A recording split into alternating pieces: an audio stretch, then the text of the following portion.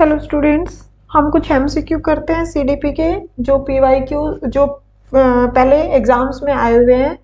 Haryana HTET का paper लेकर आई हूँ एसएसटी का, जिसमें सीडीपी के 30 क्वेश्चंस पूछे हुए हैं। टीजीटी एचटेट एसएसटी के पेपर में जो सीडीपी के क्वेश्चंस पूछे हुए हैं वो क्वेश्चंस करेंगे अभी हम। ठीक है, 30 क्वेश्चंस हैं और उसके आसपास के और सब चीजें भी बताऊंगी, तो ये लगा लो काफी सारे क्वेश्चंस हो जाएंगे और कंसेप्ट भी क्लियर हो जाएगा। क्वेश्चन को स्टार्ट करते हैं। किस मनोवैज्ञानिक के अनुसार बच्चों के संज्ञानात्मक विकास, पहले तो इसी बात को पकड़ लो कि संज्ञानात्मक विकास की बात कौन कौन करते हैं। संज्ञानात्मक विकास की बात दो मनोवैज्ञानिक करते हैं, एक तो है लेव वाइगोत्स्की और दूसरे कौन है, जीन पियाजे। दोनों ही संज्ञानात्मक विकास की बात करते हैं, लेकिन आगे जाकर फिर वो डिवाइड हो जाते हैं में सामाजिक और सांस्कृतिक कारकों की भूमिका महत्वपूर्ण होती है। ये बात किसने कही थी? जब ये सामाजिक बात आ जाए या संस्कृति की बात आ जाए तब तो हमें आंसर क्या देना है। यानी कि देखो, संज्ञानात्मक की दो बंदे बात करते हैं। कौन बात करता है? एक तो बात करते हैं जीन पियाजे और दूसरा कौन है? दूसरा है लेव वाइगोत्स्की। लेव वाइगोत्स्की, ठीक है। अब लेव वाइगोत्स्की की बात आएगी तो वो फिर आगे क्या बात करते हैं कि बच्चा तीन चीजों से सीखता है। एक तो वो सामाजिक इंटरेक्शन से सीखता है, यानी कि सोशल इंटरेक्शन से सीखता है। दूसरा वो सोशल कल्चरल से सीखता है और तीसरा वो भाषा से सीखता है। यानी कि जब सामाजिकता की बात आए, जब संस्कृति की बात आए और उसके साथ ही भाषा की बात आए, ठीक है, तब बात किसकी करेंगे? लेव वाइगोत्स्की की बात करेंगे। वैसे तो भाषा के लिए नॉम चॉम्स्की फेमस हैं, भाषा के लिए नॉम चॉम्स्की मनोवैज्ञानिक फेमस रहे हैं, लेकिन जब सामाजिक और सांस्कृतिक के साथ भाषा शब्द आ जाए तब भी आप टिक क्या लगाओगे? लेव वाइगोत्स्की। और जीन पियाजे क्या कहते हैं? जीन पियाजे कहते हैं कि बच्चा संज्ञान से सीखता है, अपनी ज्ञानेंद्रियों से सीखता है, ठीक है, अपनी ज्ञानेंद्रियों से सीखता है, ठीक है। इन्होंने क्या दी थी? इन्होंने साथ में अवस्थाएं भी दी थी, ठीक है। और कितनी अवस्थाएं दी थी? 4 अवस्थाएं दी थी, जिसमें नाम क्या थे? सेंसोरी मोटर स्टेज, यानी कि गामक क्रियाएं, फिर उसके बाद प्री ऑपरेशनल, फिर ऑपरेशनल और फिर पोस्ट ऑपरेशनल। या फिर हम उसको प्री ऑपरेशनल को क्या कह देते हैं कि उसमें क्या होता है, उसके अंदर अतार्किक चिंतन होता है, ठीक है। और फिर ऑपरेशनल वाला क्या होता है? मूर्त क्रियात्मक। और फिर उसके बाद क्या होता है? औपचारिक क्रियात्मक। यानी कि जब संज्ञान, जब ज्ञानेंद्रियों इनकी बात करते हैं तो जीन पियाजे आंसर आता है। समाज और संस्कृति की बात आती है तो लेव वाइगोत्स्की।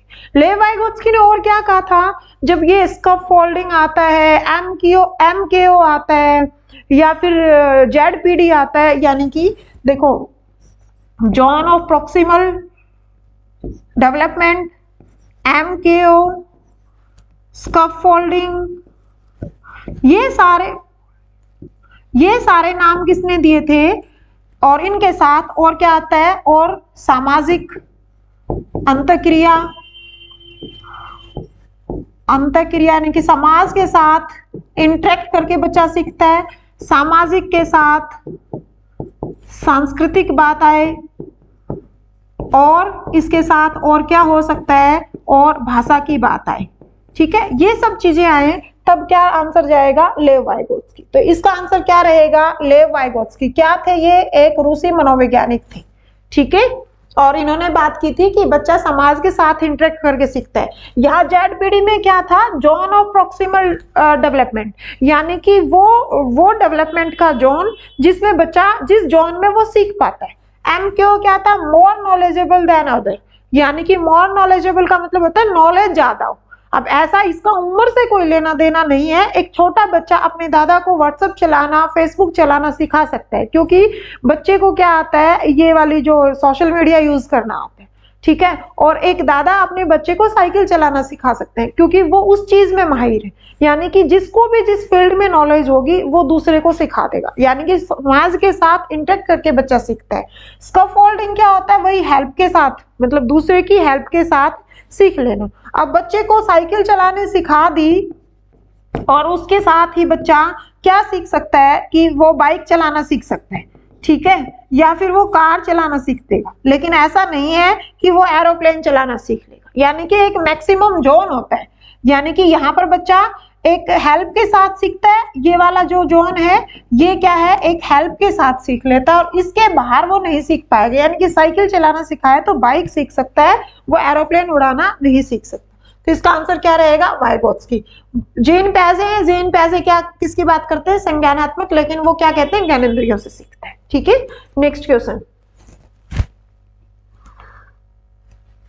नेक्स्ट क्वेश्चन क्या है, दृष्टिबाधित। दृष्टिबाधित बच्चे कौन से होते हैं, जिनको दिखाई नहीं देता है या फिर बहुत कम दिखाई देता है। विद्यार्थियों के लिए कौन सी शिक्षण सहायक सामग्री उपयोगी नहीं है। सबसे पहला पॉइंट तो आपका यहाँ होना चाहिए कि नहीं है, यानी कि क्या पूछा गया है कि कौन सी नहीं है। तो ब्रेल सामग्री तो उन्हीं के लिए यूज होती है जो दृष्टिबाधित होते हैं, बोलती हुई किताबें भी उन्हीं के लिए यूज होती है, उभरे हुए मानचित्र भी उन्हीं के लिए यूज होती है, लेकिन जो देख नहीं सकते हैं वो फिल्म स्ट्रिप्स कैसे देखेंगे। यानी कि नहीं है पूछा गया था, तो हमारा आंसर क्या रहेगा, नहीं। देखो ये घुमावदार क्वेश्चन होता है, क्वेश्चन बहुत इजी है, तुम्हें पता है कि ब्रेल लिपि किसके लिए यूज की जाती है, जिसको दिखाई नहीं देता। बोलती हुई किताबें यानी कि वो सुन तो सकते हैं ना, दिखाई नहीं देता सुन सकते हैं, तो उनके लिए यूज किए जाते हैं। उभरे हुए मानचित्र भी उन्हीं के लिए यूज किए जाते हैं, बट फिल्म स्ट्रिप कैसे होगा, क्योंकि उनको तो दिखाई देता ही नहीं है। वह शिक्षा जो करके सीखना यानी कि लर्निंग बाय डूइंग की बात करते हैं। अब ये जो जॉन डेवी थे, ब्रूनर थे, ये क्या बात करते थे, ये वही बात करते थे कि बच्चा खुद करके सीखेगा। करके सीखना को बढ़ावा देती है। वह सीखने के लिए विद्यार्थियों को उनके वातावरण के साथ, यानी कि अब सोशल इंटरेक्ट की बात किसने की थी, ले वाइगोत्स्की ने की थी, जॉन डेवी ने की थी, और ब्रूनर भी ये कहते हैं कि करके सीखना सुनिश्चित करती है कि वह कहलाती है। यानी कि जो बच्चा करके सीखता है उसको विशिष्ट शिक्षा कहेंगे, उसको एकीकृत शिक्षा कहेंगे, उसको समावेशी शिक्षा कहेंगे, उसको प्रगतिशील। बच्चा जब भी खुद अपने ज्ञानेंद्रियों से, अपने हाथों से क्रिया करके जब सीखता है तो बच्चा क्या कर रहा होता है, यहाँ पर प्रगति कर रहा होता है, उन्नति कर रहा होता है। यानी कि ऐसी शिक्षा को क्या कहेंगे, प्रगतिशील शिक्षा। जहां टाइम लगेगा, देखो हम किसके पेपर सोल्व कर रहे हैं, हम SST 2023 के पेपर सोल्व कर रहे हैं। अब आपको ये पेपर देखकर पता लग जाएगा कि SST में किसकी बात होती है, सामाजिकता की बात होती है, और यहाँ पर भी मोस्टली क्वेश्चन किससे रिलेटेड होंगे, सामाजिकता से। नेक्स्ट क्वेश्चन देखो, अब समावेशी शिक्षा में भी क्या होता है, सब टाइप के बच्चे एक ही जगह पर सीखेंगे। ठीक है, वो भावनात्मक रूप से चाहे अलग हो, चाहे क्रियात्मक रूप से हो, किसी भी तरह के बच्चे होंगे, उनको अलग अलग छत के नीचे शिक्षा ना देकर एक ही स्कूल में, एक ही आंगन में, एक ही छत के नीचे बैठाकर जिन बच्चों को शिक्षा दी जाती है उस शिक्षा को क्या कहते हैं, समावेशी शिक्षा। ठीक है, और हम किसके क्वेश्चन कर रहे हैं, SST के। आपको ये आइडिया लग जाएगा कि SST में किस टाइप के क्वेश्चन आते हैं। ठीक है, CDP SST में 30 मार्क्स का CDP आता है, तो वहां पर क्वेश्चन किस टाइप के पूछे जाएंगे। सामाजिक रूप से वंचित बच्चों के लिए शिक्षा नहीं, यहाँ पे सामाजिक समावेशी शिक्षा में क्या होता है, हर तरह के बच्चे को एक ही छत के नीचे बैठकर, चाहे वो अंधा हो, चाहे वो बहरा हो, मतलब बिल्कुल अंधा नहीं, कम दिखाई देता हो, ठीक है, या वो विकलांग हो, या वो उसको थोड़ा सा कम समझ में आता हो, हर बच्चे को एक ही छत के नीचे बैठाकर पढ़ाया जाएगा। उस शिक्षा को क्या कहते हैं, समावेशी शिक्षा। सामाजिक रूप से वंचित बच्चों, सिर्फ इनकी बात नहीं की जाएगी, यानी कि ये गलत हो गया। दिव्यांग बच्चों के लिए नहीं, दिव्यांग होंगे, सामाजिक वंचित बच्चे होंगे, हर बच्चा एक ही जगह बैठ कर पढ़ेगा।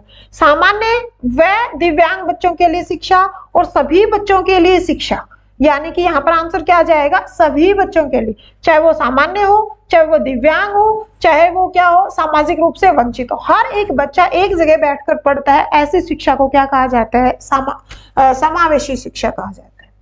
सामाजिक अधिगम के संदर्भ में कौन से शिक्षण अधिगम रणनीति विद्यार्थियों के लिए सर्वाधिक उपयोगी है।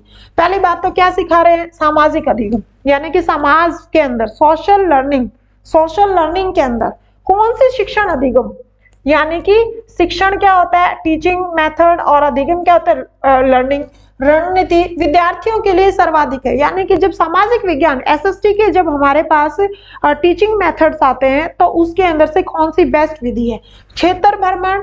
अब SST में प्रयोग तो क्या करेंगे, SST में भाषण, मतलब आप बोलोगे तो क्या भाषण दोगे, आप भूगोल को भाषण दोगे, आप उसको हिस्ट्री को भाषण के फॉर्म में दोगे, मानसिक उद्वेलन नहीं। सबसे ज्यादा सामाजिक अधिगम की जब शिक्षा टीचिंग मेथड यूज किए जाते हैं तो क्षेत्र भ्रमण में आप उनको क्या दिखा सकते हो, आप उनको नदियां दिखा सकते हो, आप उनको पहाड़ दिखा सकते हो, आप उनको रेगिस्तान दिखा सकते हो, ठीक है, आप उनको क्या दिखा सकते हो, पानी से बिजली कैसे बन रही है, डैम पर लेके जा सकते हो, आप उसको डैम की विजिट करवा सकते हो, है ना।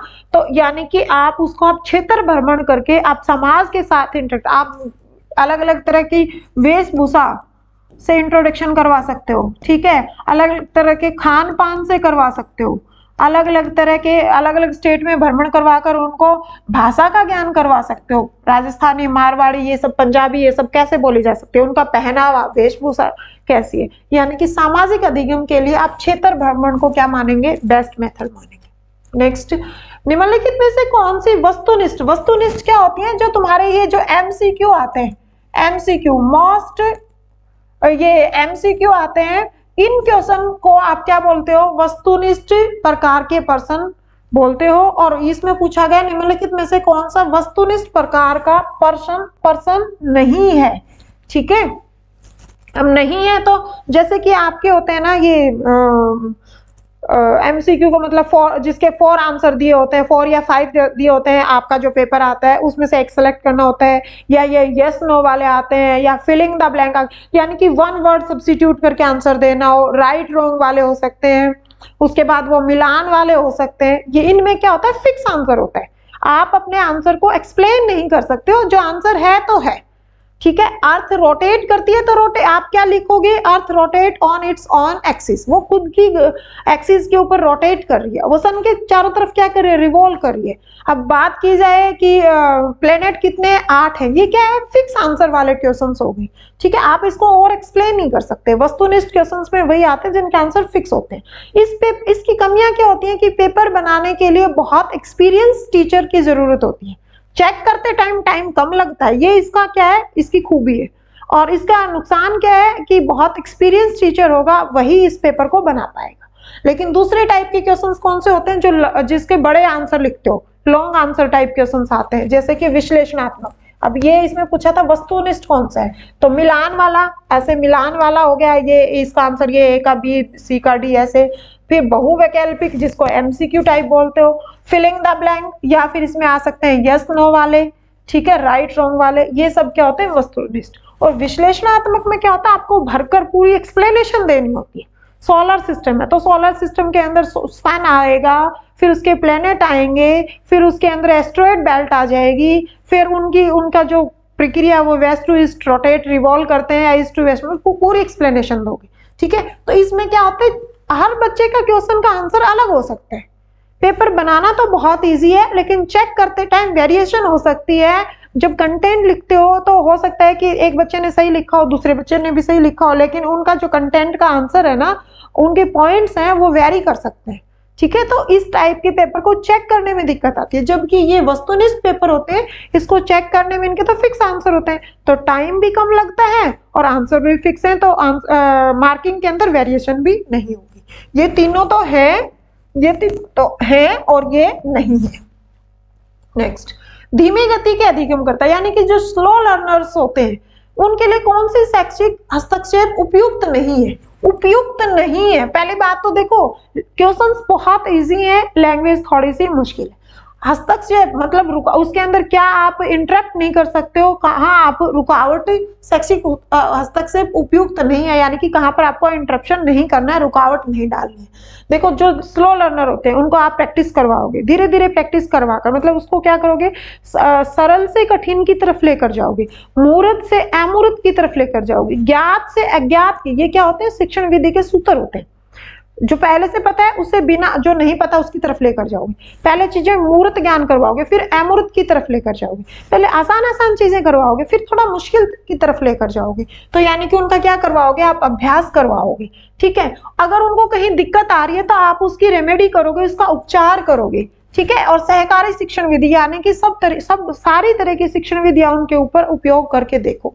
बट त्वरण का देखो, हिंदी में मीनिंग मुश्किल है, लेकिन इसको इंग्लिश में क्या कहते हैं, एक्सेलरेशन कहते हैं। और एक्सेलरेशन का मीनिंग क्या होता है, आप जैसे गाड़ी के अंदर एक्सेलरेटर दबाते हो, यानी कि स्पीड को बढ़ा देना या स्पीड को घटा देना, ठीक है। अब एक्सेलरेशन वैसे साइंस की फॉर्म में बात किया जाएगा तो वेरिएशन इन स्पीड होता है, अब वो स्पीड बढ़ भी सकती है और उसको कम करेंगे तो उसको बोलते हैं रिटार्डेशन।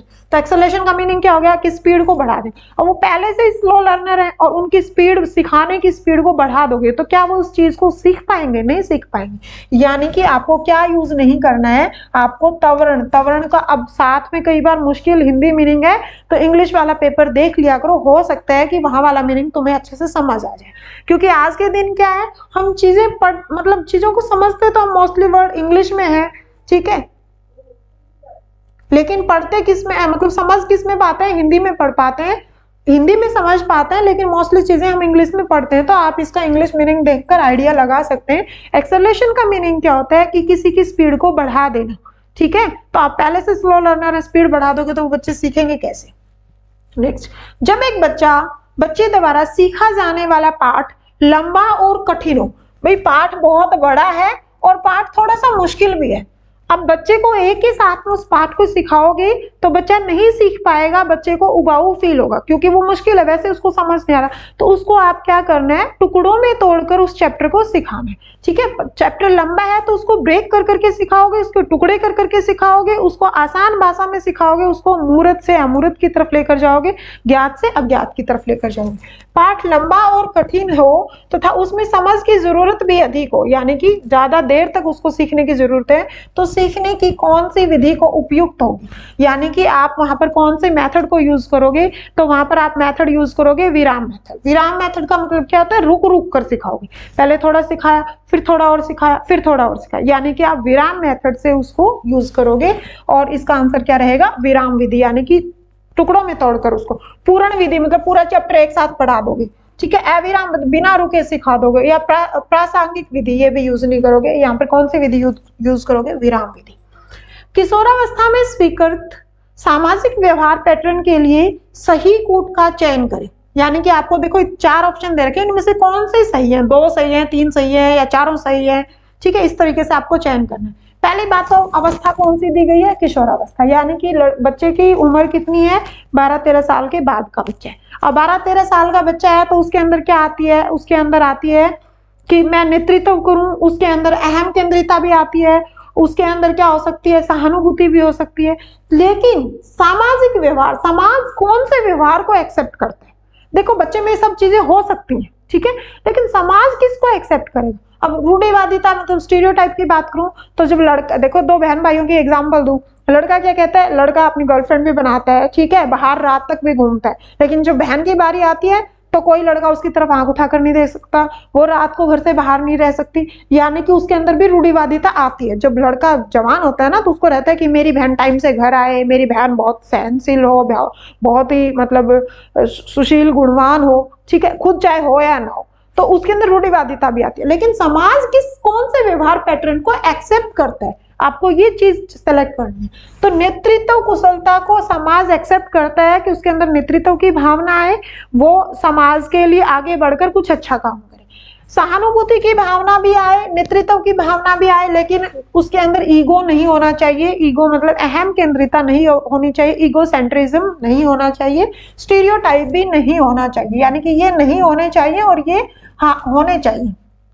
तो ऐसा आंसर कौन सा है, ए और बी। ऐसा आंसर कौन सा है, ए वाला। नेक्स्ट देखो, निम्नलिखित में से कौन सा युग्म अभिप्रेरणा, अभिप्रेरणा क्या होती है, मोटिवेशन के सिद्धांत एवं उनके प्रतिपादक के संबंध में सही नहीं है। देखो मोटिवेशन वाला चैप्टर वेरी इंपॉर्टेंट है, बहुत बार हर एक एग्जाम में इसका क्वेश्चन देखने को मिलता है, तो मोटिवेशन वाला चैप्टर जरूर कर लेना। मोटिवेट होंगे तभी हम कुछ सीख पाएंगे। सबसे पहले मोटिवेट होना जरूरी है, उसके बाद हमारे अंदर क्या होनी चाहिए, एबिलिटी होनी चाहिए उस कार्य को करने की।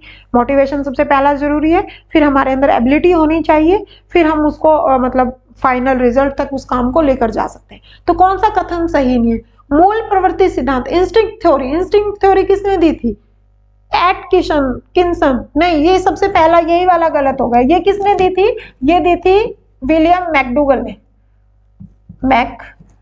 ने दी थी, ठीक है। उन्होंने क्या कहा था, मूल प्रवृत्ति के अंदर, ये मूल प्रवृत्ति का सिद्धांत मतलब मूल प्रवृत्तियां क्या होती है, जन्मजात होती है, ठीक है। जन्म के साथ ही बच्चे के अंदर मूल प्रवृत्तियां आती हैं, और उन्होंने कितने तरह की मूल प्रवृत्तियों की बात की थी, 14 तरह की मूल प्रवृत्तियों की बात की थी। जैसे कि मूल प्रवृत्ति से पहले क्या आता है, संवेग आता है, इमोशंस आते हैं, और फिर उसके बाद क्या आती है, मूल प्रवृत्ति आती है, ठीक है। और इन्होंने कितनी मूल प्रवृत्ति की बात की थी? 14 की। संवेग, जैसे कि मैंने कहा कि किसी बच्चे को डर लगता है, भय, भय क्या है? एक संवेग। और भय, डर लगने के बाद जैसे कुत्ता दिखा, अब कुत्ता दिखने के बाद उसको भय लगता है तो वो क्या करता है? भागता है, यानी कि वो पलायन आता है, ठीक है। अब भूख है, भूख क्या होती है? संवेग है। लेकिन भूख लगी तब वो खाना ढूंढने जाता है, उसको सिखाया नहीं जाता। उसको भूख लगी है तो ऑटोमेटिक वो खाना ढूंढने की कोशिश करेगा। ये सब की सब किस में आती हैं? ये मूल प्रवृत्तियां किस में होती हैं? जैविक चीजें होती हैं, जो लिविंग थिंग्स, लिविंग्स होते हैं, उन सब के अंदर पाई जाती है। जीव जंतु, प्राणी, आदमी, मानव, इन सब में पाई जाती है। जन्म के साथ होती है, जन्मजात प्रवृत्तियां बोला जाता है। ये सार्वभौमिक प्रवृत्तियां हैं, जन्मजात प्रवृत्तियां हैं, और इनको सीखा नहीं जाता, ये अपने आप आती हैं। जैसे कि प्यार, अब माँ का प्यार होता है, प्यार, तो उसके अंदर कौन सी मूल प्रवृत्ति पाई जाती है? वात्सल्य की पाई जाती है, ठीक है। तो पहले क्वेश्चन क्या बनता है? पहले संवेग आते हैं, पहले मूल प्रवृत्ति आती है? नहीं, पहले संवेग आते हैं, ठीक है। संवेग के बाद क्या करते हैं? इंस्टिंक्ट थ्योरी, मतलब इंस्टिंक्ट थ्योरी किसने दी थी? विलियम मैकडूगल ने, और यही इसके क्या कहलाते हैं? प्रतिपादक कहलाते हैं, ठीक है। तो पहला ही आंसर क्या हो गया? गलत। तो उसने पूछा था कौन सा सही नहीं है, तो पहला ये गलत हो गया। आवश्यकता पदानुक्रम सिद्धांत मास्लो ने दिया था, पर्नोद सिद्धांत वुडवर्थ ने दिया था, उपलब्धि अभिप्रेरणा सिद्धांत मैक्लीलैंड ने दिया था। पहला क्या रह गया? गलत रह गया। और ये देने वाले कौन थे? ये देने वाले कौन थे? William McDougall. नेक्स्ट, निम्नलिखित में से कौन सा बुद्धि का एक क्रियात्मक परीक्षण नहीं है? क्रियात्मक यानी कि बुद्धि का परीक्षण करना है, ठीक है। बुद्धि के बहुत तरीके के परीक्षण हो सकते हैं, शाब्दिक, अशाब्दिक, ग्रुप के अंदर या अलग से, लेकिन उसमें क्रियात्मक करके सीखता है। अब करके सीखता, को का ब्लॉक डिजाइन टेस्ट परीक्षण। अब ब्लॉक डिजाइन, ब्लॉक को डिजाइन करना है, यानी कि इसके अंदर क्या करता है? क्रियाएं करेगा, तभी तो परीक्षण होगा। अलेक्जेंडर का पास अलोंग टेस्ट परीक्षण, इसके अंदर क्या करते हैं? जैसे हम ऐसे चर घर खेलते हैं बचपन में, ये आयताकार बना लिया या वर्गाकार बना लिया, फिर एक ब्लॉक को उठाना नहीं है, इसको बिना उठाए हुए एक पैटर्न के ऊपर लेकर जाना, यहाँ ले आए, यहाँ ले आए, यहाँ ले आए, मतलब उसके ब्लॉक्स को क्या करना होता है? पास करना होता है। तो क्रियात्मक, क्रियात्मक है, पूछा क्या था? नहीं है। ये भी क्रियात्मक है, ये भी क्रियात्मक है। सेगवेन का फार्म बोर्ड परीक्षण, अब फार्म बोर्ड, बोर्ड बनाकर कुछ परीक्षण किया जाता है बनवाकर, तो ये भी क्या है? क्रियात्मक। स्टैनफोर्ड बिनेट परीक्षण, ये क्या था? इसके अंदर तो क्या दिया था? आईक्यू इंटेलिजेंसी क्वेश्चन की बात की थी, बुद्धिलब्धि की बात की थी, यानी कि ये क्या हो सकता है? इसके अंदर जरूरी नहीं है क्रिया करके, ये क्या हो सकता है? वर्बल भी हो सकता है, ठीक है। जो आईक्यू टेस्ट था, क्वेश्चन पूछे जाते हैं, काम करवा कर नहीं देखा जाता, इसके अंदर वर्बल होता है, वहां पर बात की गई थी क्रियात्मक परीक्षण नहीं है। तो तीनों तो क्या है? क्रियात्मक परीक्षण है। और स्टैनफोर्ड बिनेट परीक्षण क्या था? इनमें इसमें तो आईक्यू की बात की गई थी, बुद्धिलब्धि की बात की गई थी, इंटेलिजेंसी क्वेश्चन की बात की गई थी, तो ये क्रियात्मक परीक्षण नहीं था, नहीं वाला ही पूछा गया था। नेक्स्ट देखो, निम्नलिखित में से कौन सा विकास का एक सिद्धांत नहीं है? अब विकास के सिद्धांत वाला टॉपिक अच्छे से पढ़ लेना, वेरी वेरी इंपॉर्टेंट टॉपिक है और इजी भी है, एक नंबर आराम से अपना स्कोर कर लोगे। विकास आनुवांशिक और पर्यावरण का उत्पाद, यानी कि दोनों का इफेक्ट है। आनुवांशिकता भी होती है, हेरिडिटी का इफेक्ट भी होता है, और एनवायरनमेंट का इफेक्ट भी होता है। विकासात्मक पैटर्न पूर्वानुमेय है, यानी कि पहले से हम इसका आइडिया लगा सकते हैं, हाँ ये बात सही है, पूछा गया था, नहीं है, ठीक है, ये भी सही होगा। विकास रेखीय पथ, रेखीय नहीं है, ये क्या होता है? स्पाइरल होता है, रेखीय नहीं होता, यानी कि विकास ऐसे सीधा सीधा नहीं चलता। विकास के अंदर काफी सारे पक्ष देखे जाते हैं, शारीरिक पक्ष, स्वेगात्मक पक्ष, मानसिक पक्ष, है ना, ये सारे पक्ष देखे जाते हैं। सामाजिक, शारीरिक, सामाजिक, स्वेगात्मक, मानसिक, मानसिक की जगह संज्ञानात्मक भी लिखा हो सकता है। ये कई बार क्वेश्चन भी पूछा जाता है कि विकास के कौन से पक्ष देखे जाते हैं? विकास के अंदर शारीरिक पक्ष देखे जाते हैं, ठीक है। और क्या देखा जा सकता है उसके अंदर? मानसिक, मानसिक के अंदर आप संज्ञानात्मक भी बोल सकते हो, संज्ञानात्मक, ठीक है। उसके बाद क्या आता है? सामाजिक, और फिर उसके बाद आपके इमोशंस कैसे हैं? स्वेगात्मक, ये सारे पक्षों को देखा जाता है, ठीक है। तो ये क्या होता है? ये एक दूसरे के साथ ऐसे स्पाइरल फॉर्म में होते हैं, ये रेखीय नहीं होता है, यानी कि विकास का जो अनुसरण होता है वो रेखीय नहीं होता है। ये गलत हो गया, नहीं का साथ ही नहीं हो गया। विकास सामान्य से सरल से विशेष की तरफ चलता है।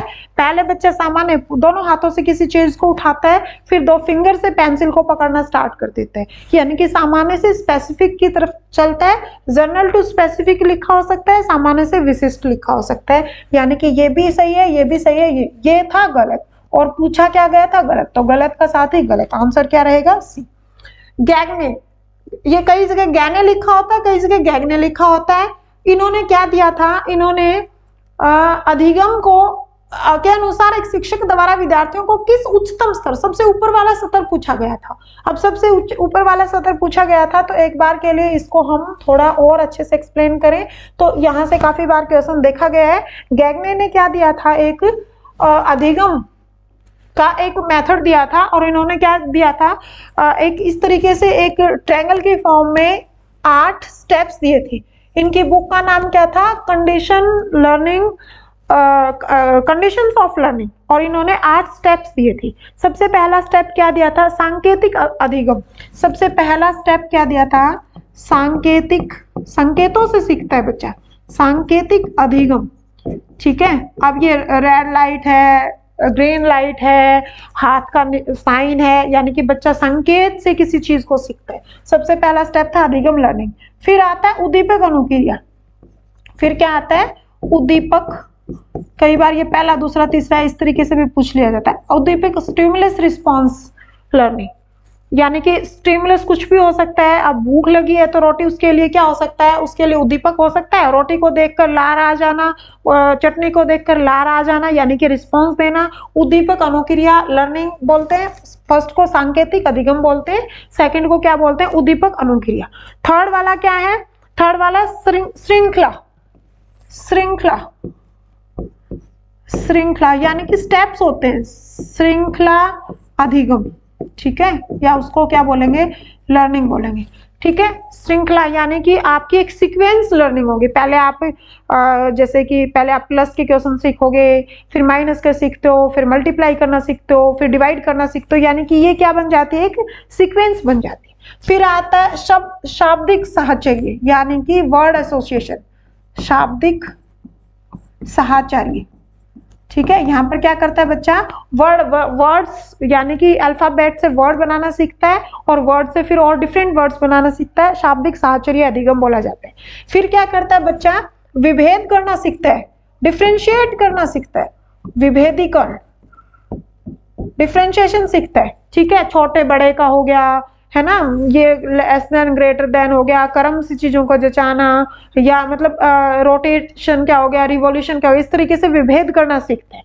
फिर उसके बाद कॉन्सेप्ट बनाना सीखता है। उसके माइंड थोड़ा सा और बड़ा हो जाता है, तो वो जैसे कि रीजनिंग वाले क्वेश्चन हो गए, कॉन्सेप्ट उसके अंदर संपर्ते बनने लग जाते हैं, संपर्ते, संपर्ते अधिगम, यानी कि उसके अंदर क्या बनने लगे, कंसेप्ट बनने लगे। सबसे पहले संकेतों से सीखता है, फिर उद्दीपक अनुक्रिया से सीखता है, ये फर्स्ट स्टेप है। सेकंड है थर्ड, फोर्थ, फिफ्थ, सिक्स्थ, फिर क्या आएगा, सेवंथ, और फिर लास्ट में क्या आएगा, 1 2 3 4 5 6 7, यानी कि संपर्ते बन गए। संपर्ते बनने के बाद क्या करता है, उसके नियम बन जाते हैं, उसको रूल पता लग जाता है। अब उसको पता चल गया कि रोटेट कर रहा है, दिन रात बन रहे हैं, रिवॉल्व कर रहा है, तो ये महीने सीजन बन रहे हैं, यानी कि उसको क्या आ गए, उसको नियम अधिगम, यानी कि नियम बनाने आ गए। और फिर क्या करता है, समस्या का समाधान करता है, समाधान करता है। ये कई जगह पर इसको गैने लिख देते हैं, और कई जगह पर इसको गैगने लिख देते हैं। और इन्होंने 1965 में ये 8 स्टेप्स दिए थे, और इन्होंने क्या दिया, कंडीशंस ऑफ लर्निंग, बुक का नाम क्या था, कंडीशंस ऑफ लर्निंग। ठीक है, तो इसका आप कई बार पूछ लिया जाता है कि फर्स्ट स्टेप क्या था, तो फर्स्ट स्टेप स्टार्टिंग में बच्चा किससे सीखता है, संकेतों से सीखता है। और लास्ट स्टेप में क्या सीखता है, लास्ट स्टेप क्या होता है, उच्चतम स्तर क्या होता है, समस्या समाधान। तो अब ये देखो, इसके अंदर गैगने के अनुसार एक शिक्षक द्वारा विद्यार्थी को किस स्तर के अधिगम, वहां पर लिखा हुआ था उच्चतम, वहां क्या लिखा हुआ था, उच्चतम स्तर के अधिगम तक ले जाने का प्रयास करना चाहिए। उच्चतम स्तर, उच्चतम स्तर कौन सा हो गया, समस्या समाधान। क्या हो गया, उच्चतम स्तर समस्या समाधान। विभेद करना कब सीख रहा था, नियम बनाने से पहले वो विभेद करना सीख रहा था। ठीक, नहीं, संपर्ते से पहले नियम, यानी कि ये कौन सा था, 8वां था, ये कौन सा था, 7वां, और ये कौन सा था, संपर्ते, और ये कौन सा है, 6th नहीं, 5वां। ठीक है, तो इस तरीके से उच्चतम स्तर क्या हो गया, समस्या समाधान। कई बार ऐसे भी पूछ लेंगे, ये सारे ये सब के सब लिखे हुए हैं, संपर्ते, कंसेप्ट बनाना, रूल बनाना, प्रॉब्लम सॉल्व करना, डिफरेंशिएट करना। उसके बाद क्या आ जाता है, वर्ड एसोसिएशन आ गया, सीक्वेंस आ गया, और स्टिमुलस रिस्पॉन्स आ गया, और सिग्नल लर्निंग आ गया। ठीक है, ये सारे के सारे स्टेप्स में से कोई 3-4 दे देंगे और एक गलत या सही किस तरीके से भी पूछ सकते हैं, तो आप इसको इंपॉर्टेंट लगा लेना और ये स्टेप्स आपको पता होने चाहिए। नेक्स्ट देखो, अधिगम को प्रभावित, अधिगम को कौन प्रभावित करता है? सही कूट, सही कूट बनाना है, इसको सीक्वेंस से लगाना है। तो अधिगम को कौन? अभिप्रेरणा, सीखने के लिए क्या होनी चाहिए? अभिप्रेरणा भी होनी चाहिए, उसकी एबिलिटी भी होनी चाहिए, उसका इंटरेस्ट भी होना चाहिए और उसका अटेंशन भी होना चाहिए, अवधान भी होना चाहिए। यानी कि फर्स्ट स्टेप क्या है, उसको क्या पूछा था? अधिगम को प्रभावित करने वाले निम्नलिखित कारकों का सही कूट। सही कौन कौन से? सीखने के लिए मोटिवेशन की जरूरत पड़ती है, सीखने के लिए एबिलिटी भी होनी चाहिए। ठीक है, अब आपको साइकिल चलाना सीखना, आपकी टांगे ही नहीं है तो आप एबल नहीं हो ना उसके लिए। ठीक है, आपका इंटरेस्ट भी होना चाहिए। ठीक है, और आपका अटेंशन भी होना चाहिए, तभी आप किसी चीज को सीख पाओगे। तो चारों आंसर क्या रहेंगे? चारों आंसर रहेंगे ठीक। निम्नलिखित में से कौन सा किशोरावस्था, सबसे पहले पूछा गया किशोरावस्था से। पहली बात तो देखो, एसएसटी का पेपर पढ़ दे रहे हो आप। ठीक है, टीजीटी एसएसटी के पेपर में क्वेश्चंस पूछे गए। अब आप ये देखो कि आप कौन सी क्लास के बच्चों को पढ़ाओगे? 6, 7, 8 के क्लास के बच्चों को पढ़ाओगे। अब 6, 7, 8 वालों की उम्र क्या होती है? किस उम्र के होंगे? वो किशोरावस्था से थोड़े से पहले वाले होंगे। तो किशोरावस्था और बाल्यावस्था वाले क्वेश्चंस ज्यादा पूछे जाएंगे उस पेपर में, क्योंकि पीछे भी एक क्वेश्चन किशोरावस्था से आ गया और अब ये दोबारा आ गया। सामाजिक विकास का एक सामान्य विशेषता नहीं है। देखो, किशोरावस्था माता पिता के साथ सामंजस्य पूर्ण संबंध नहीं, सामंजस्य तो बैठाते ही नहीं है, तालमेल नहीं बैठाते हैं। माँ बाप जो कहेंगे उनसे उनको अपोजिट डायरेक्शन में चलना होता है। वो जो कहेंगे वो माँ बाप को अच्छा नहीं लगता और माँ बाप जो कहेंगे वो बच्चे को अच्छा नहीं लगता। जो एज का डिफरेंस, जो गैप दिखता है ना, वो किशोरावस्था में आकर सबसे ज्यादा उलझन बन जाती है, द्वंद्व की स्थिति आ जाती है। इसको संघर्ष तूफान की अवस्था स्टैनली हॉल ने बोला था। 1904 में किशोरावस्था बुक लिखी गई थी, एडोलसेंस बुक लिखी गई थी। उसमें सबसे पहले किशोरावस्था शब्द का प्रयोग स्टैनली हॉल ने किया था और इसको क्या कहते हैं? इसको संघर्ष तूफान दबाव की अवस्था भी कहा जाता है। यानी कि वो सामंजस्य तो बैठाएंगे ही। तो सामंजस्य संबंध, यानी कि ये कहते हैं कि अच्छा संबंध रहता है, बल्कि पूछा क्या गया था? नहीं, तो आंसर तो ये गलत हो गया और गलत का साथ ही गलत, आंसर तो यही होगा। नया सामाजिक समूह, हाँ, नए नए दोस्त बनते हैं और कॉलेज में बच्चा चला जाता है तो अपना वो एक सामाजिक समूहन बन जाता है। पहचान, द्वंद्व की स्थिति रहती है, पहचान बनाने की टेंशन, मतलब मैं बड़ा हूँ, मैं ये कर सकता हूँ, ऐसी पहचान की खोज करता है। वीर पूजा की भावना आ जाती है। ये सब सही है, ये गलत है और गलत का साथ ही गलत। नेक्स्ट, निम्नलिखित में से कौन सा कारक पर्यावरणीय कारकों के अंतर्गत बच्चों के विकास को प्रभावित नहीं करता? पहली बात तो पर्यावरण, देखो 2 टाइप के कारक प्रभावित करते हैं, एक तो एनवायरमेंटल फैक्टर होते हैं और एक हेरिडिटरी फैक्टर होते हैं। दोनों का इंपॉर्टेंट रोल होता है, दोनों का क्या होता है? मल्टीपल। यानी कि जब बात करते हैं डेवलपमेंट की तो इसके अंदर एनवायरमेंट भी होता है, इसके अंदर क्या होती है? हेरिडिटी भी होती है, और दोनों का इंपॉर्टेंट रोल रहता है। ठीक है, कोई भी एक चीज जीरो नहीं हो सकती। बट यहाँ क्वेश्चन में पूछा गया पर्यावरणीय कारकों के अंतर्गत कौन सा प्रभावित नहीं करता है? पोषण। पोषण क्या होता है? ये तो क्या होता है? एनवायरमेंटल इफेक्ट होता है। गर्भावस्था के दौरान माँ का मानसिक स्तर, यानी कि ये बच्चे के गर्भ के दौरान माँ का जो मानसिक तनाव होता है वो उसका एनवायरमेंटल फैक्टर होता है। दुर्घटनाएं भी क्या होती हैं? एनवायरमेंटल होती हैं। ये भी एनवायरमेंटल हो गया, ये भी एनवायरमेंटल, ये तो तीनों है। और ये क्या आता है? अंतस्राव। ये कैसा होता है? ये एनवायरमेंटल नहीं होता है, बाहरी नहीं होता है। ये क्या होता है? इंटरनल फैक्टर होता है। हेरिडिटी से भी हो सकता है और खुद के इंटरनल फैक्टर भी हो सकते हैं, यानी कि एनवायरमेंटल नहीं है। ये हेरिडिटी से भी हो सकता है, खुद के इंटरनल फैक्टर्स भी हो सकते हैं। यानी कि आंसर क्या रहेगा? डी। ये सारे तीनों क्या थे? एनवायरमेंटल थे। उपयोग का नियम, सबसे पहली बात तो थॉर्नडाइक ने 3 नियम दिए थे जो बच्चे के अधिगम में इंपॉर्टेंट रोल प्ले करते हैं। बच्चे का क्या होता है? उसकी तत्परता होनी चाहिए किसी काम को सीखने के लिए। ठीक है, उसका फिर अभ्यास होना चाहिए और वो उपयोग या अनुपयोग के टाइप से, यानी कि देखो उसका रिजल्ट पॉजिटिव आता है, क्लास में उसकी कोई पोजीशन आती है तो उसका और मन करता है पढ़ने का और वो अच्छा पढ़कर जाता है और फिर सारा पेपर गलत कराता है। यानी कि उसका क्या हो गया? उसका उल्टा इफेक्ट पड़ गया। तो बच्चे का क्या हो सकता है? अधिगम करने का मन, सीखने का मन नहीं होगा। तो उपयोग का नियम व अनुपयोग का नियम थॉर्नडाइक के अधिगम सिद्धांत के अनुसार किसी सीखने के नियम से संबंधित है।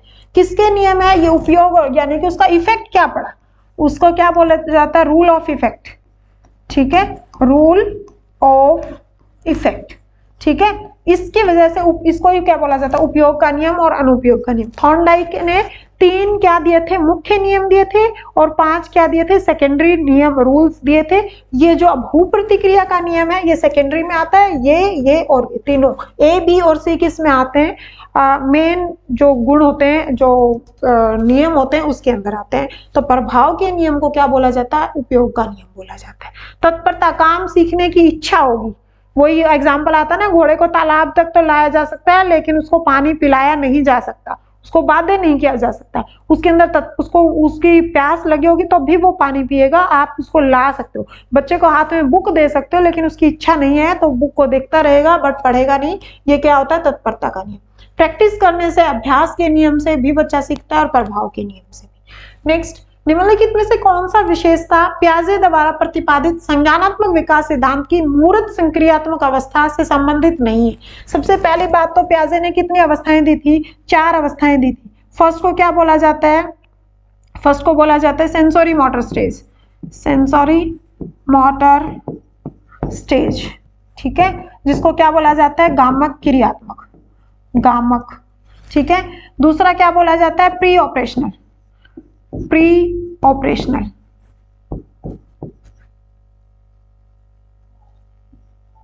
ठीक है। फिर उसके बाद उसको अगले, इसको क्या बोला जाता है, पूर्व क्रियात्मक, क्रियात्मक।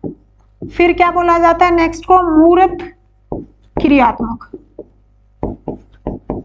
क्रियात्मक। और उसको आगे वाले को क्या बोला जाता है, औपचारिक, फॉर्मल, औपचारिक या अमूर्त क्रियात्मक। ये किसकी स्टेजेस थी, ये जीन पियाजे की स्टेजेस थी, ठीक है। इसको क्या बोला जाता है, कॉन्क्रीट ऑपरेशनल, ठीक है। और इसको क्या बोला जाता है, फॉर्मल ऑपरेशनल, फॉर्मल ऑपरेशनल। ये उम्र कितनी होती है, 0 से 2 तक होती है, ये 2 से 7 तक, ये 7 से 12 तक, और ये 12 के बाद की। पहली बात तो आपको ये पता होना चाहिए, ये 4 स्टेजेस किसके हैं, जीन पियाजे की है, ठीक है। अब इसके अंदर तो क्या करता है, इसके अंदर तो अचिंतन की अवस्था होती है, यहाँ पर तो क्या करता है, अचिंतन की अवस्था होती है, ठीक है। यहाँ पर क्या करता है, अतार्किक चिंतन, अतार्किक चिंतन, ठीक है। यहाँ पर क्या करता है, क्यों हुआ, कैसे हुआ, कब होगा, यानी कि मूर्त तार्किक। यहाँ पे चिंतन करता ही नहीं है, यहाँ चिंतन करता है लेकिन अतार्किक करता है, उसको कोई मतलब नहीं होता। यहाँ पर क्या करता है, मूर्त तार्किक करता है, और यहाँ पर क्या करता है, अमूर्त तार्किक। ऐसे घुमा फिरा के क्वेश्चन पूछा जाता है, लैंग्वेज में ही रखा होता है, बाकी कुछ बड़ा मुश्किल टाइप नहीं होता है। सेंसोरी मोटर स्टेज, गामक क्रिया, किससे सीखता है, अपनी इंद्रियों से सीखता है, ठीक है, सेंसेस से सीखता है बच्चा, टेस्ट को सुनकर, सूंघकर, टच करके, इस तरीके से सीखता है।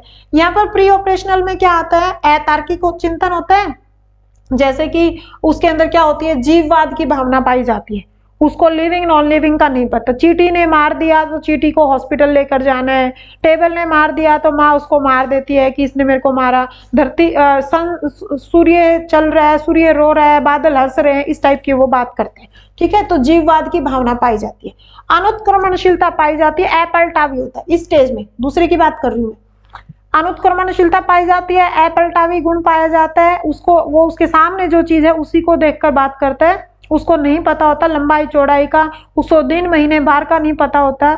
ये यहाँ पर क्या होती है, अनुत्क्रमणशीलता होती है, अपलटावी होता है।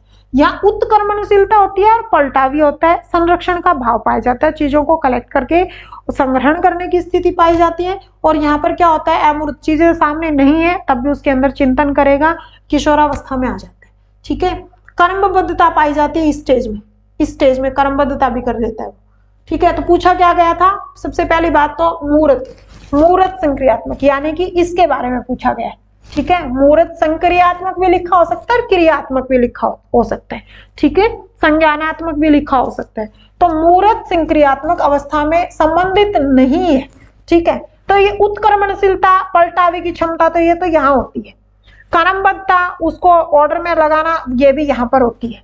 संरक्षण, ये भी यहाँ होता है। जीववाद की भावना कहाँ पाई जाती है, जीववाद की भावना इसमें पाई जाती है, इसमें, ठीक है, तो यहाँ पर पूछा था नहीं, यानी कि कौन सा आंसर होगा, ये वाला आंसर इसका नहीं है, तो ये आंसर इसका नहीं का साथी नहीं। ठीक है, नेक्स्ट, अधिगम निर्योग्य यानी कि लर्निंग डिसेबल जो बच्चे होते हैं, लर्निंग डिसेबल, अधिगम क्या होता है, लर्निंग, निर्योग्यता डिसेबिलिटीज, बच्चों के लिए कौन सा शिक्षण सूत्र लाभप्रद नहीं है। देखो मैक्सिमम क्वेश्चन में नहीं वाला पूछा गया। जो बच्चों के लर्निंग डिसेबिलिटी होती है, नॉर्मल भी बच्चे होते हैं, उनको हमेशा ऐसे ही सिखाना चाहिए, मूर्त से अमूर्त की तरफ चले, सरल से कठिन की तरफ चले, ज्ञात से अज्ञात की तरफ चले, और प्रत्यक्ष से अप्रत्यक्ष की तरफ चले। अब इसमें से क्या गलत हो गया, अमूर्त, यानी कि पहले आप उनको वो चीजों का ज्ञान करवाओगे जो उसके सामने नहीं। अब सामने पंखा है, ठीक है, बच्चे को पंखा पता होगा तभी तो वो बता पाएगा ना कि पंखे का काम क्या है, वो घूमता है, वो मूव करता है, वो रोटेट करता है, वो हवा देता है, वो ठंडी हवा देता है, वो गर्म हवा देता है। मतलब बच्चा कब समझेगा, जब उसको पंखा दिखाओगे। अब पंखा पता ही नहीं है होता क्या है, तो वो उस चीज को कैसे समझ पाएगा। यानी कि हमेशा ज्ञान कैसे देना चाहिए, हमेशा ज्ञान मूर्त से अमूर्त की तरफ होना चाहिए। ये हमारे शिक्षा सूत्र वाला जो टॉपिक है वहां से पूछा गया है, वो लिखा भी है शिक्षण सूत्र, तो नहीं है, यानी कि आंसर कौन सा, ये गलत है, और गलत का साथ ही गलत। नेक्स्ट 30 क्वेश्चन आते हैं, 30 के 30 करवाऊंगी। कोलबर्ग सबसे पहले तो नैतिक विकास का सिद्धांत देने वाले दो आदमी थे, एक थे जीन पियाजे और एक थे कोलबर्ग।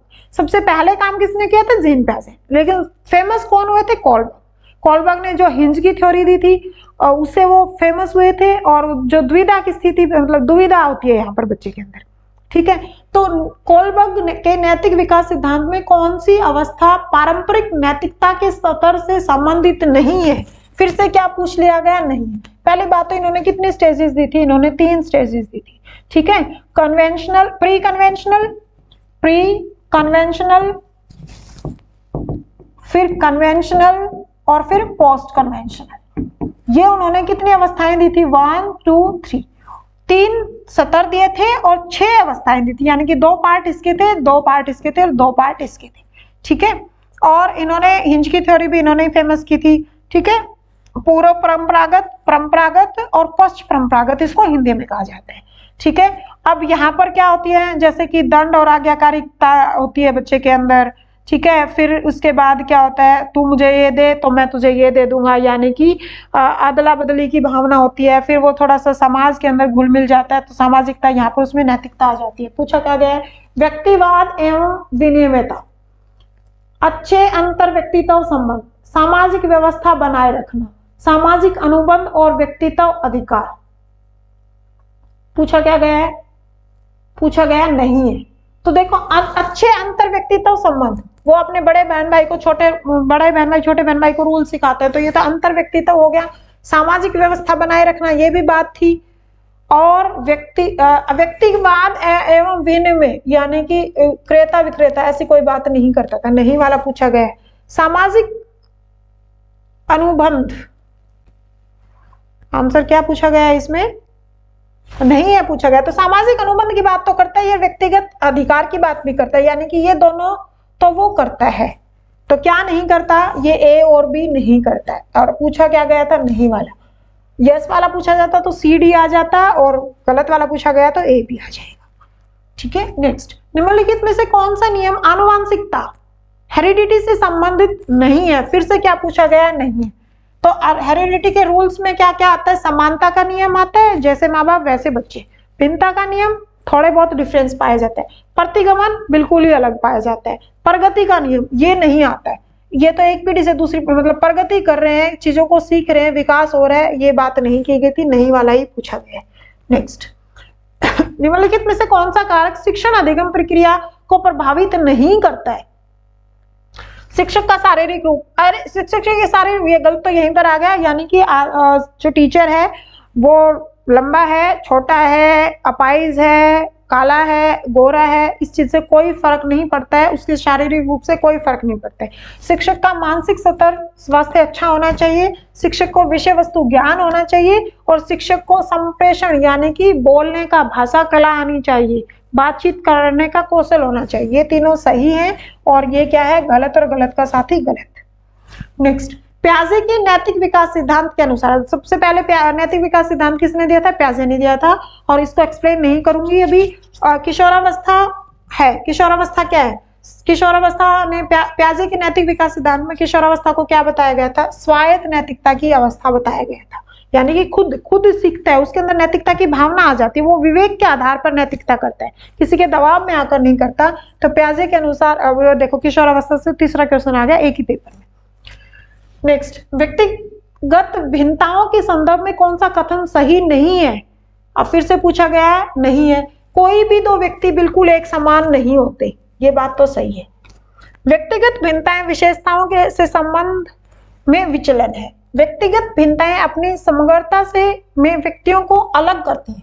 व्यक्तिगत भिन्नताएं केवल नहीं आना चाहिए, यहाँ पर आनुवांशिकता का परिणाम होती है, हाँ, लेकिन इसके साथ क्या होता है? पर्यावरण का परिणाम भी होती है, पर्यावरण का परिणाम भी होते हैं। तो गलत छाड़ना था, गलत क्या होगा? केवल नहीं आएगा, केवल नहीं होता तो ये ठीक होता, बट ये केवल की वजह से गलत हो गया। पर्यावरण का इफेक्ट भी होता है और आनुवांशिकता का इफेक्ट भी होता है, एनवायरमेंटल इफेक्ट भी होता है, हेरिडिटी इफेक्ट भी होता है। अवधान एवं चिंतन जैसी मानसिक प्रक्रियाओं के द्वारा सीखना क्या कहलाता है? अवधान मतलब अपना अटेंशन से, अपनी चिंतन से, इससे सीखना क्या कहलाता है? संज्ञानात्मक। किसने बात की थी? जीन प्याजे ने बात की थी। सीखते हैं हम गामक क्रियाओं से, यानी कि एक्टिविटी करके, क्रियात्मकता से भी सीखते हैं, भावनात्मकता भी सीखते हैं, संज्ञानात्मक। ये तीन पक्ष बताए गए थे सीखने के लिए। लर्निंग के तीन पक्ष होते हैं, गामक होता है, बच्चा करके सीखता है, एक भावनाओं से सीखता है और संज्ञान से सीखता है, और अनुकरणात्मक तो जैसे कि टीचर ने बोला, बच्चे ने सुलेख लिख दिया, उसको अनुकरण विधि कहा जाता है। लेकिन यहाँ पर अवधान और चिंतन की बात थी तो क्या आएगा? संज्ञानात्मक शिक्षण, और ये जीन प्याजे ने इसको समर्थन किया था। निम्नलिखित में से कौन सा प्रभावी अधिगम का एक सिद्धांत नहीं है?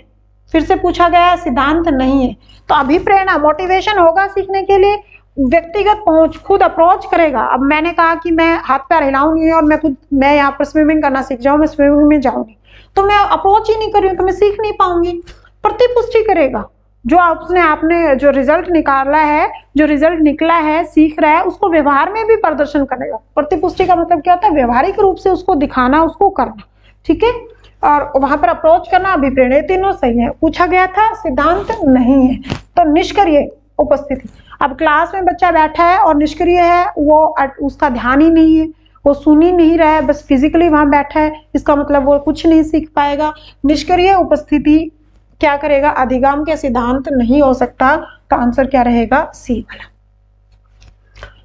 सतत एवं व्यापक मूल्यांकन, सतत और व्यापक मूल्यांकन का मतलब क्या होता है कि आपका कॉन्टिन्यूअस तरीके से और ब्रॉड तरीके से आपका मूल्यांकन हो, जिसमें शैक्षिक पक्ष भी आएंगे, जिसमें सह शैक्षिक पक्ष भी आएंगे, यानी कि क्लास के जो सब्जेक्ट के रिलेटेड भी आएगा, आप कितनी शरारतें कर रहे हो, आप फिजिकल एक्टिविटी कितने कर रहे हो, आप सिंगिंग कितना कर रहे हो, आप स्पोर्ट्स में कैसे हो, आप सामाजिकता में कैसे हो, आपका सांस्कृतिक में कैसे हो, सब चीजें आएंगी, यानी कि शैक्षिक और सह शैक्षिक भी होगा, ठीक है। लेकिन आंसर इस तरीके से दिए गए हैं तो ये तो है ही। और उसके बाद क्या होगा? लगातार परीक्षा है, लगातार नहीं होता, कुछ गैप होता है उसमें। उपयुक्त अंतराल के बाद निरंतर परीक्षा है, यानी कि गैप होता है, ये वाला सही है।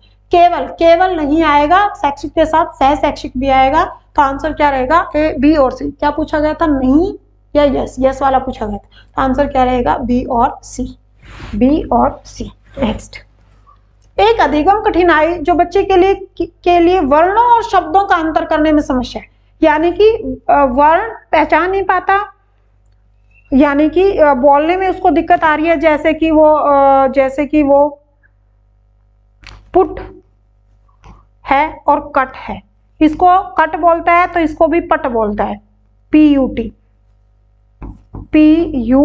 और CUT, ठीक है। या इसको पुट बोल रहा है तो इसको भी पुट बोल रहा है, ठीक है। प्रोनाउंसिएशन सही नहीं कर पाता है और शब्दों को पहचान नहीं पाता है। ऐसे को क्या कहते हैं? ऐसा तो मैंने कहीं पढ़ा ही नहीं।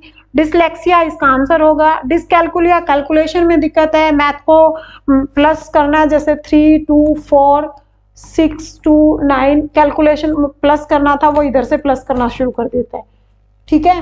काउंटिंग में उसको दिक्कत आती है, तो डिसकैलकुलिया हो गया। डिसग्राफिया यानी कि ग्राफिया का मतलब ग्राफ नहीं बना पाता, इसका मतलब लेख नहीं पाता, इसका मतलब लिखने में उसको दिक्कत है। तो आंसर क्या रहेगा? डिसलेक्सिया। नेक्स्ट क्या रहेगा? स्टर्नबर्ग के त्रितंत्रीय सिद्धांत में बुद्धि के किन 3 पहलुओं पर बल दिया गया है?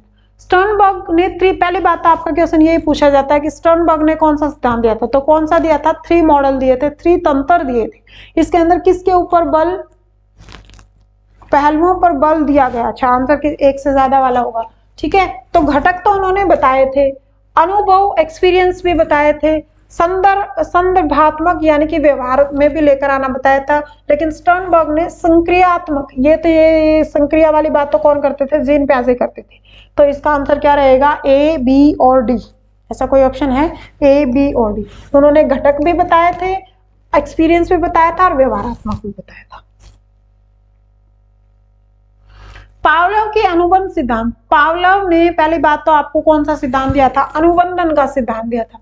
कुत्ते और घंटी वाला एग्जाम्पल याद रख लिया करो। स्वाभाविक उद्दीपक क्या था, रोटी लेकर आना, और कृत्रिम क्या था, घंटी से भी लार आ जाना। स्वाभाविक तो क्या था, रोटी के साथ लार आना, और कृत्रिम क्या था, घंटी के साथ लार आना। और इन दोनों में पहले तो क्या लेकर आए थे वो, पहले तो लेकर आए थे रोटी, और उससे क्या आ गई थी, लार आ गई थी। ये तो क्या था, स्वाभाविक। फिर रोटी और साथ में क्या लेकर आए थे, घंटी लेकर आए थे, और उससे क्या आ गई थी, लार आ गई थी, यानी कि ये भी क्या था, स्वाभाविक था।